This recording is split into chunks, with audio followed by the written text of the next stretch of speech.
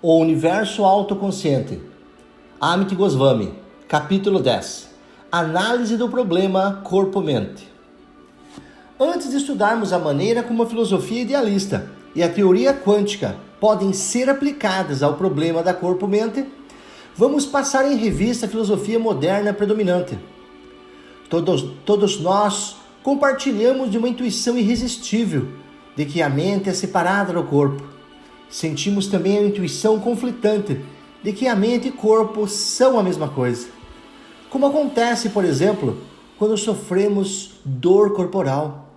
Além disso, intuímos que temos um self separado no mundo, um self individual que está consciente do que acontece em nossa mente e corpo, um self que pela vontade, livremente, determina algumas das ações do corpo. Os filósofos do problema mente e corpo estudam justamente essas intuições. Em primeiro lugar, alguns deles postulam que é correta a nossa intuição de uma mente e consciência separadas do corpo.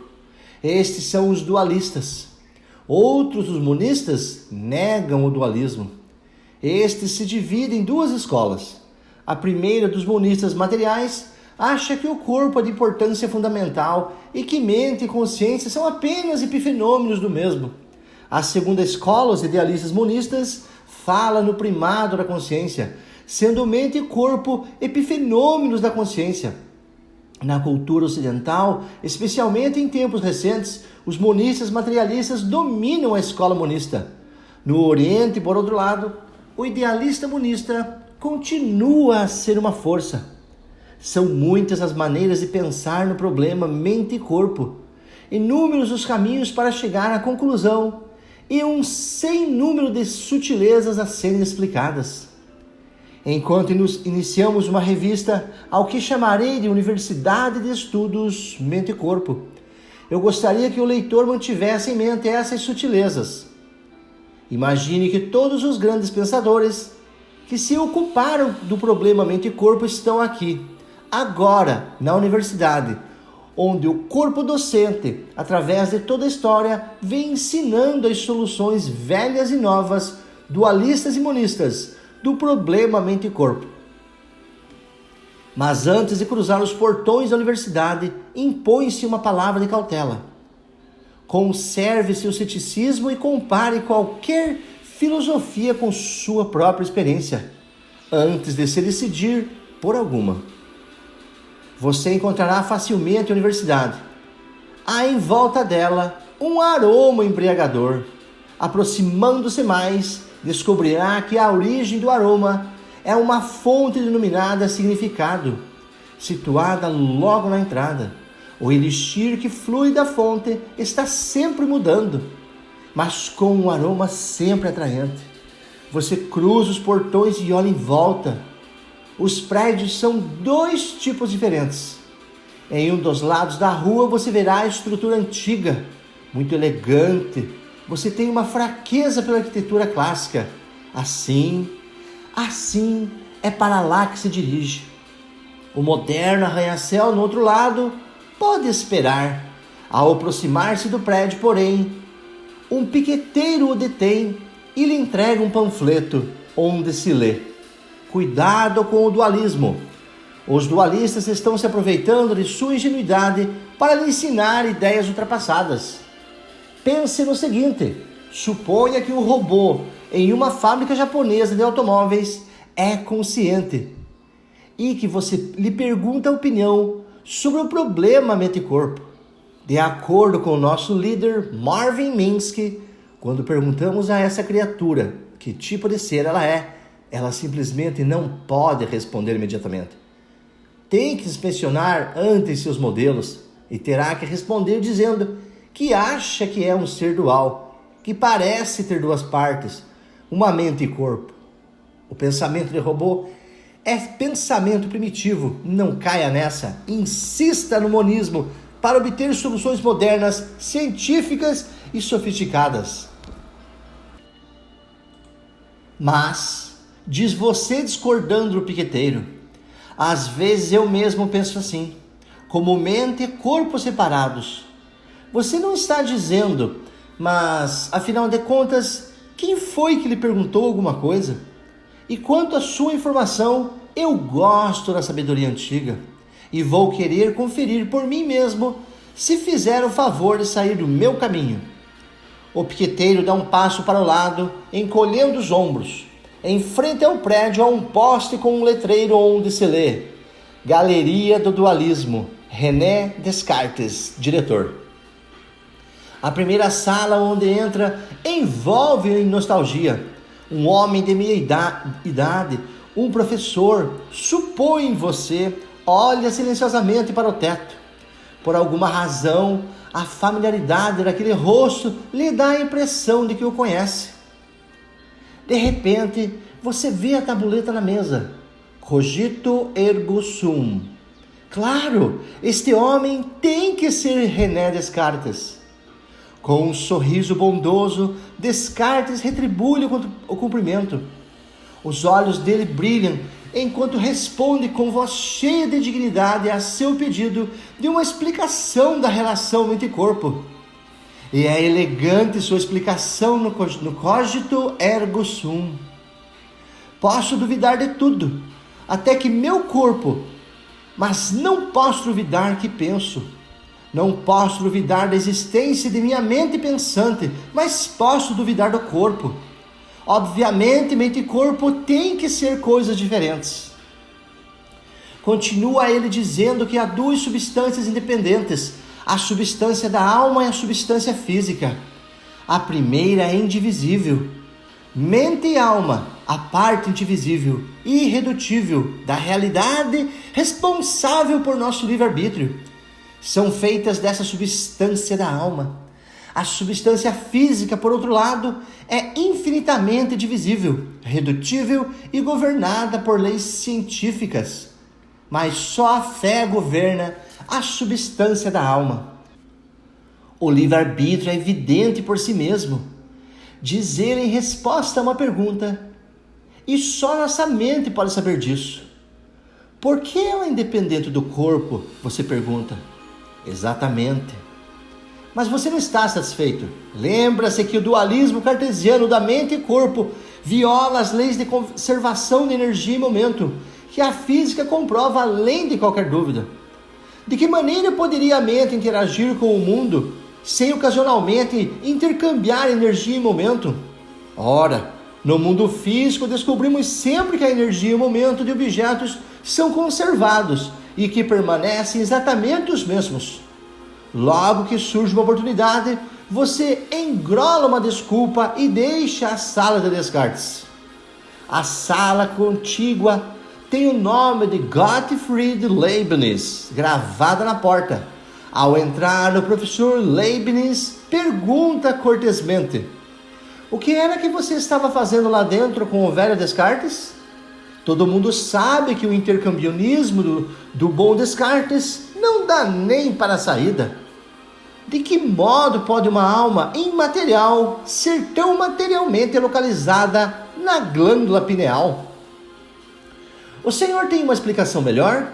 Claro, nós chamamos a isso de paralelismo psicofísico.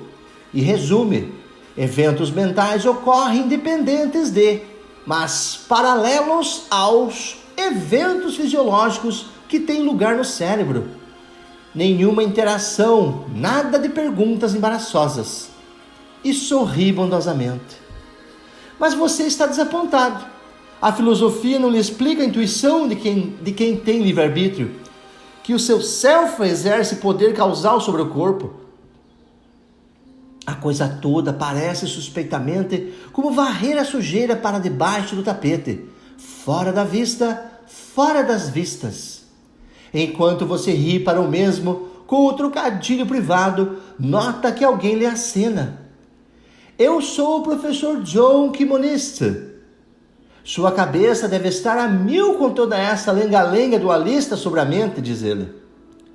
Você reconhece uma crescente fadiga mental e ele responde, parecendo um pouco sarcástico. A mente é o fantasma da máquina, em resposta à sua óbvia confusão. Ele continua. Um indivíduo chegou em visita a Oxford e o levaram para conhecer todos os colleges, os prédios e tudo mais. Finalmente ele quis saber onde ficava a universidade. Ele não compreendia que os colleges são a universidade. A universidade é um fantasma. Eu acho que a mente deve ser algo mais do que um fantasma. Afinal de contas, eu, de fato, tenho autoconsciência. O homenzinho interrompe-o. Tudo é miragem. O problema consiste em usar linguagem imprópria, diz secamente. Procure os monistas no outro lado. Eles lhe explicarão tudo. Talvez o homem tenha razão. Os monistas, quem sabe, são os mestres da verdade. Afinal de contas, sem a menor dúvida, são muitas as salas no prédio imenso e elegante no outro lado da rua. Mas lá você encontra também um piqueteiro. Antes de entrar, implora o homem. Eu queria apenas que ficasse ciente de que eles tentarão enrolá-lo com materialismo, tipo nota promissória. Insistirão em que deve lhes aceitar as alegações, porque, com toda certeza, a prova não tarda. Você promete tomar cuidado e o homem dá um passo para o lado. Vou fazer figa, diz ele, cruzando os dedos. O saguão é barulhento, porém a maior parte do barulho parece vir do auditório, onde um cartaz informa que a palestra será sobre behaviorismo radical. No auditório, um homem, ainda de um lado para o outro, atrás de uma tribuna, dirigindo-se a uma plateia pouco numerosa.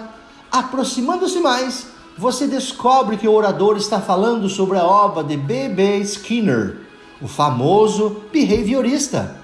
Claro, o cartaz em frente à escola indica que Skinner é o diretor, e naturalmente sua obra aqui teria destaque. De acordo com Skinner, o problema mentalista pode ser evitado se pesquisarmos diretamente as causas físicas prévias, ladeando ao mesmo tempo sentimentos ou estados mentais intermediários. Diz nesse momento o palestrante. Estudem apenas os fatos que podem ser observados objetivamente no comportamento de qualquer pessoa em relação à sua história ambiental prévia. Skinner quer dispensar a mente, nenhum problema mente e corpo, da mesma maneira que o paralelismo tenta eliminar o problema da interação. Para mim, isso parece mais fugir do problema do que resolvê-lo. Diz você ao professor na sala ao lado. Verdade, o behaviorismo radical é de um escopo limitado demais. Devemos estudar a mente, mas apenas como epifenômeno do corpo. O epifenomenalismo, explica o professor, é a ideia, a única ideia, por falar nisso, que extrai sentido do problema mente e corpo. Que mente e consciência são epifenômenos do corpo, secretados pelo cérebro, da mesma forma que o fígado secreta bile. Agora diga, o que mais que eles podem ser? É seu o trabalho de me dizer. O Senhor é o filósofo. Explique como o epifenômeno da autoconsciência surge do cérebro. Não descobri ainda, mas com toda certeza vamos descobrir. É apenas uma questão de tempo. Insiste ele, dedo em riste.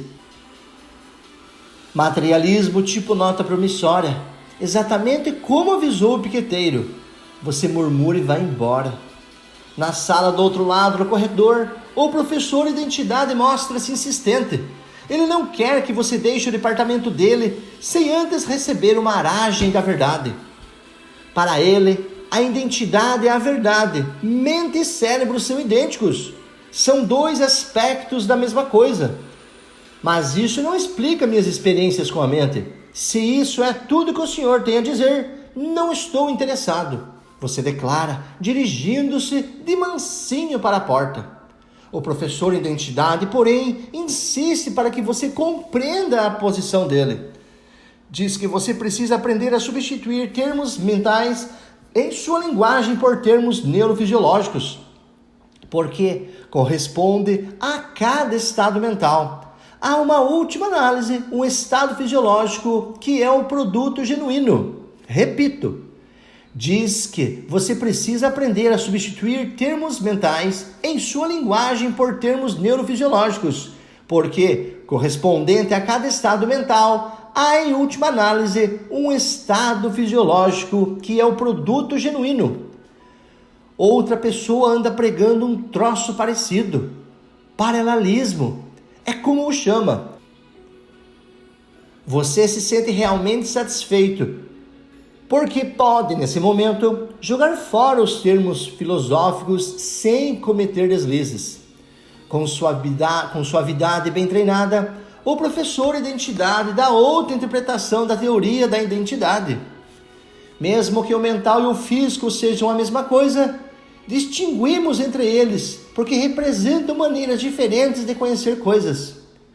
Você vai precisar aprender a lógica das categorias antes de compreender isso perfeitamente, mas a última tirada solene finalmente lhe aborrece e você replica: olha só, estive andando de uma sala a outra durante horas, querendo fazer uma única pergunta: qual é a natureza de nossa mente e o que é que lhe dá livre-arbítrio e consciência? E tudo o que ouvi dizer é que não posso ter esse tipo de mente. Identidade permanece impávido, murmura alguma coisa, parecendo dizer que consciência é um conceito confuso. A consciência confusa? Agora você está zangado. O Senhor e eu somos confusos. Nesse caso, por que o Senhor se leva tão sério? Se leva tão a sério? Rapidamente você deixa o local antes que o confuso identidade tenha a oportunidade de responder. É possível, você pensa consigo mesmo ao sair, que nossos atos sejam uma resposta condicionada, iniciada no cérebro e que surge simultaneamente na mente, como o que parece ser livre-arbítrio. Podemos realmente saber, usando algum macete filosófico, se temos livre-arbítrio, ou será que a filosofia simplesmente não funciona? Mas a filosofia pode esperar. Tudo o que interessa nesse momento é uma pizza e uma tulipa de cerveja. Uma parte mal iluminada do prédio chama a sua atenção. Examinando com mais cuidado, você descobre que esse prédio tem uma arquitetura mais antiga. O novo prédio foi construído sobre partes do antigo e há ali um cartaz: idealismo. Entre por sua conta e risco. Você talvez nunca mais seja um filósofo correto da mente e corpo. O aviso, porém, só serve mesmo para lhe espicaçar a curiosidade. A primeira sala é ocupada pelo professor George Beckley. Homem interessante esse Beckley. Escute, todas as declarações que fazemos sobre coisas físicas são, em última análise, fenômenos mentais, percepções ou sensações, certo? Pergunta ele. Isso é verdade, responde você impressionado. Suponhamos que você acorda de repente e descobre que esteve sonhando. De que modo pode distinguir estofo material de estofo onírico? Provavelmente não posso, reconhece você. Há, contudo, a continuidade da experiência. A continuidade de que se dane. A continuidade que se dane. Em última análise, tudo em que pode confiar, tudo de que pode ter certeza, é do estofo mental, pensamentos, sentimentos, memórias e tudo mais. Por isso mesmo, elas devem ser o real. Você gosta da filosofia de Berkeley. Ela torna real seu livre-arbítrio. Ainda assim, você hesita em dizer que o mundo físico é um sonho. Além do mais, outra coisa o incomoda. Aparentemente não há lugar nenhum em sua filosofia para objetos que não estão na mente de todas as pessoas. Você se queixa. Berkeley, porém, mostra-se tolerante. Bem, eles estão na mente de Deus. Mas isto lhe parece dualismo. Uma sala na semi-escuridão atrai sua vista e você dá uma olhada. Epa! O que é isto? Há um espetáculo de sombras na parede projetadas por uma luz nos fundos. Mas as pessoas que o assistem estão presas de tal maneira às poltronas que não podem virar o corpo. O que é que está acontecendo aqui? Você pergunta em um sussurro à mulher que opera o projetor. Esta é a demonstração do idealismo monista do professor Platão. A plateia vê apenas o espetáculo de sombras da matéria e é enganada por elas. Se ela apenas soubesse que as sombras são projetadas pelos objetos arquétipos mais reais, através delas, as ideias da consciência. Se elas tivessem apenas a fortaleza de ânimo necessária para investigar a luz da consciência, que é a única realidade, lamenta-se ela. Mas o que é que amarra as pessoas às poltronas na vida real? É o que você quer saber. Porque as pessoas preferem a ilusão à realidade. Não sei a resposta a essa pergunta. Sei que há membros de nosso corpo docente místicos orientais, acho que é assim que são chamados, que dizem que isso é devido à Maya, o significado da ilusão. Mas eu não sei como Maya funciona. Talvez se o senhor esperar pelo professor... Mas você não espera. No lado de fora, o corredor torna-se ainda mais escuro e você vê uma seta indicando para o misticismo oriental. Embora se sinta curioso, você está cansado e quer sua cerveja e um pedaço de pizza. Quem sabe mais tarde, com certeza os místicos orientais não vão se importar de esperar. Os orientais são conhecidos por sua paciência. Mas são a cerveja e a pizza que terão que esperar. Saindo do prédio, você é atraído por um grande debate. Um cartaz em um dos lados menciona mentalismo e você não pode resistir ao desejo de ouvir o que os mentalistas têm a dizer. Quem são os adversários? Você pergunta a si mesmo. Ali, o cartaz diz: fisicalismo. Logo depois, são os fisicalistas que tomam a palavra. O palestrante parece muito confiante em si mesmo. Na opinião dos reducionistas, a mente é o nível mais alto de uma hierarquia de níveis e o cérebro, o substrato neural, o mais baixo. O nível mais baixo é o determinante causal do mais alto e não pode ser o contrário, como explicou Jonathan Swift.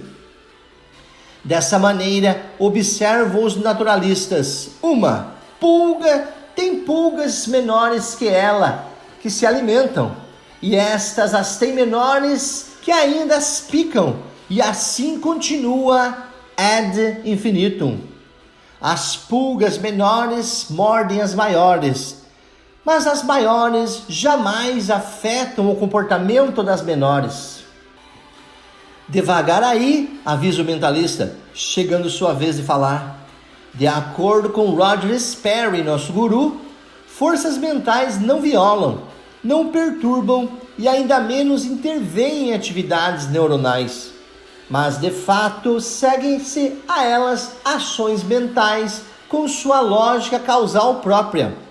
Ocorrem como algo adicional a ações do cérebro de nível mais baixo.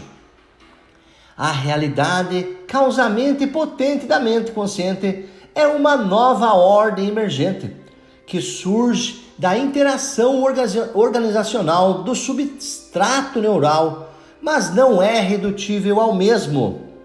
Repito, a realidade causamente potente da mente consciente é uma nova ordem emergente, que surge da interação organizacional do substrato neuronal, mas não é redutível ao mesmo.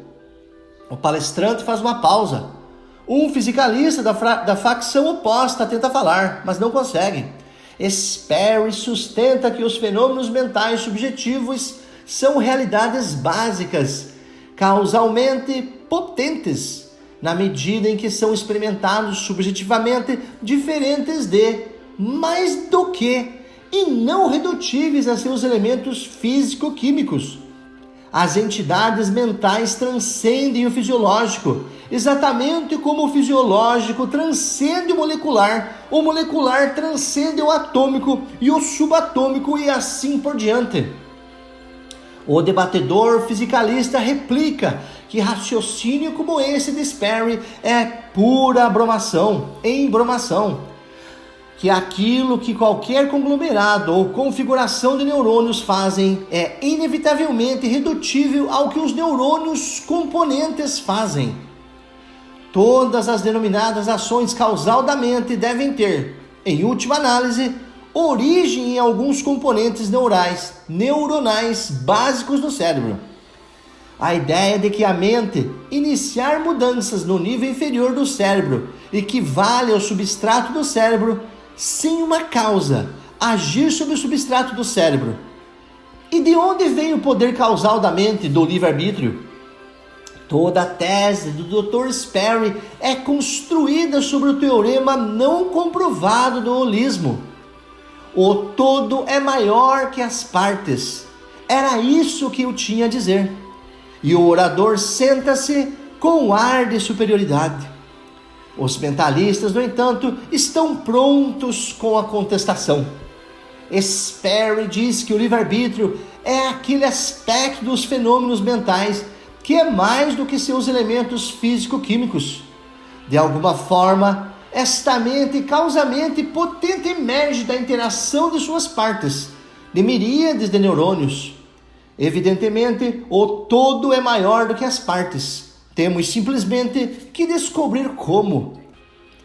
A oposição, porém, não está ainda pronta para entregar os pontos.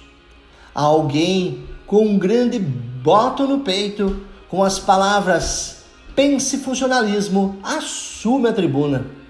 Nós, os funcionalistas, consideramos o cérebro-mente como um biocomputador, o cérebro como a estrutura ou hardware e a mente como a função ou software.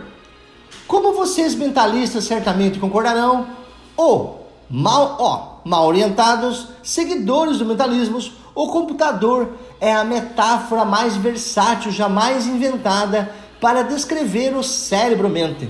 E como sabem, nós não aceitamos inteiramente a tese reducionista. Os estados e processos mentais são entidades funcionais implementáveis em diferentes tipos de estrutura, seja ela o cérebro ou um computador de silício. Pudemos provar nosso argumento construindo uma máquina de inteligência artificial dotada de mente, a máquina Turing. Mas, repetindo, embora usemos linguagem de software para descrever processos mentais que atuam sobre programas, nós, em última análise, sabemos que tudo isso é trabalho de alguma estrutura. Mas terá que haver programas de alto nível da mente, que podem iniciar ações no nível do hardware, diz o mentalista, tentando intervir, mas é cortado pelo pense funcionalismo. Seu chamado programa de alto nível, qualquer programa, é sempre implementado como hardware. Dessa maneira, temos um círculo vicioso causal. Hardware atuando sobre outro hardware, sem uma causa. Isto é impossível. Seu holismo nada mais é do que pensamento dualístico disfarçado. Você nota que os mentalistas estão ficando agitados. Para eles, o pior insulto do mundo é ser chamado de dualista. Alguém, porém, está tentando desviar sua atenção. O Senhor está perdendo seu tempo. Os fisicalistas têm razão. O pensamento mentalista é pseudomonismo, com efeito cheira a dualismo, mas Sperry também tem razão. A mente tem de fato poderes de superveniência. A solução é uma forma moderna de dualismo, novinha em folha. Quero lhe apresentar o filósofo Sir John Dewey. Ele lhe explicará tudo.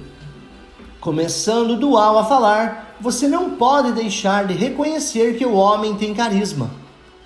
De acordo com o modelo que Sir John Eccles e Sir Karl Popper desenvolveram, as propriedades mentais pertencem a um mundo separado, o mundo 2, e o significado vem de um mundo ainda mais alto, o mundo 3. Diz Eccles que o cérebro de ligação localizado no hemisfério cerebral dominante faz a medição entre os estados cerebrais do mundo 1 e os estados mentais do mundo 2. Escute. De que modo podem negar que a capacidade de liberdade criativa requer um salto para fora do sistema. Se você é todo o sistema que existe, seu comportamento terá que ser forçosamente determinado, porque qualquer proposta da mente iniciadora de ação terá que terminar no paradoxal loop causal, cérebro-mente cérebro, que prendeu Sperry numa armadilha. Você está inteiramente estonteado com o carisma de Dual, ou é simplesmente o sotaque dele? Mas o que me diz das leis de conservação? E o cérebro da ligação de Eccles não parece uma forma de glândula pineal? Parece, em sua opinião, mas antes de fazer essas perguntas, outra coisa lhe atrai a atenção. Um cartaz, a sala chinesa, contígua a uma caixa fechada com 2 aberturas. Isto aqui é um dispositivo desmascarador, construído pelo professor John Searle, da UC Berkeley, que prova a inadequação da visão de mente da máquina funcionalista de Turing. Vou explicar logo como ela funciona, diz o indivíduo de aparência cordial. Mas que tal entrar primeiro na caixa? Embora um pouco surpreso, você concorda. Não vai deixar passar uma oportunidade de experimentar o desmascaramento da máquina de Turing. Logo depois, um flashcard chega às suas mãos através de uma fresta. No card estão escritos alguns caracteres que você desconfia que são chineses, mas não reconhecendo a língua, não pode lhes decifrar o significado. Há um sinal em inglês dizendo-lhe que consulte um dicionário também em inglês, onde é dada instrução sobre o cartão de resposta que você tem que encontrar em uma pilha deles. Após algum esforço, você o encontra e insere-o como instruído na fresta de saída. Ao sair da caixa, você é recebido com sorrisos. Entendeu absolutamente a situação semântica? Tem alguma ideia do significado que foi transmitido pelos cartões? Claro que não, você responde, um pouco impaciente. Não sei falar chinês, e se era isso que estava escrito, eu não sou clarividente. Ainda assim, você conseguiu processar os símbolos da mesma maneira como faz a máquina de Turing. Aí você pegou a ideia. De que modo?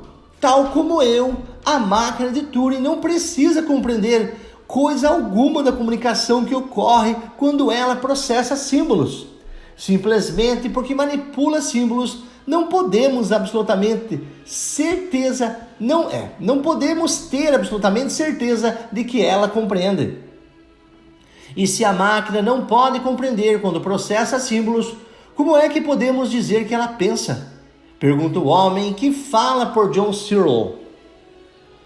Você tem que admirar a engenhosidade de Searle, mas se a alegação dos funcionalistas é errada, a descrição que não dá relação mente-corpo também tem que estar errada. A ideia de emergência de Sperry assemelha-se ao dualismo. E o dualismo é dúbio, mesmo quando vendido na nova garrafa Popper. Há alguma maneira de compreender consciência e livre-arbítrio? Você se pergunta. Talvez o velho Skinner tenha razão. Temos simplesmente que analisar o comportamento e ponto final. Mas que agitação é aquela perto da fonte lá na frente? Você não espera que um monge budista da Índia, no alto de uma carruagem, discuta com alguém que só pode ser um rei, trono, coroa, todos os badulaques. Mas, para seu espanto, o monge começa a demonstrar a carruagem. Em primeiro lugar, retira os cavalos e pergunta: estes cavalos são a carruagem, ó nobre rei? O rei responde: claro que não. O monge tira em seguida as rodas e pergunta: estas rodas são a carruagem, ó nobre rei? Recebendo a mesma resposta, o monge continua o processo, até tirar todas as partes descartáveis da carruagem. Em seguida, apontando para o chassi, pergunta pela última vez: isto aqui é a carruagem, ó nobre rei? Você nota irritação no rosto do rei. Mas claro, para você o monge passou um argumento. Onde está a carruagem? Você devia ter almoçado, porque está sentindo até vertigens de tanta fome, enquanto imagens exóticas relampejam à sua frente. Em seguida, como se fosse mágica, o professor John K. Monist aparece novamente à sua frente e diz desdenhosamente: "Está vendo? Eu lhe disse, não há carruagem sem partes redutivas. As partes são o todo. Qualquer conceito de carruagem sem levar em conta as partes é o fantasma da máquina."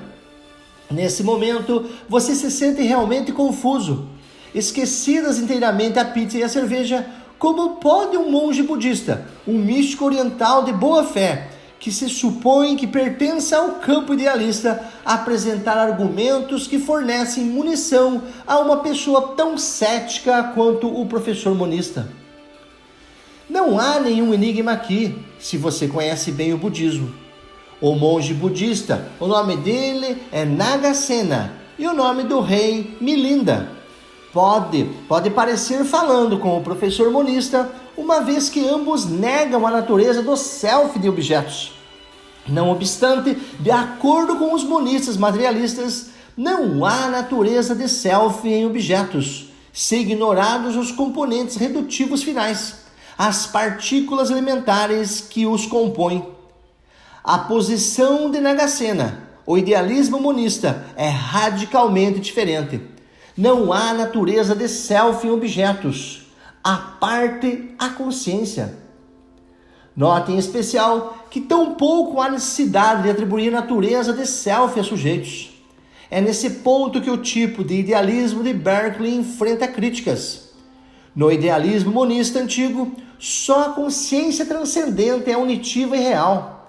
O resto, incluindo a divisão sujeito-objeto do mundo, é epifenômeno, maia, ilusão.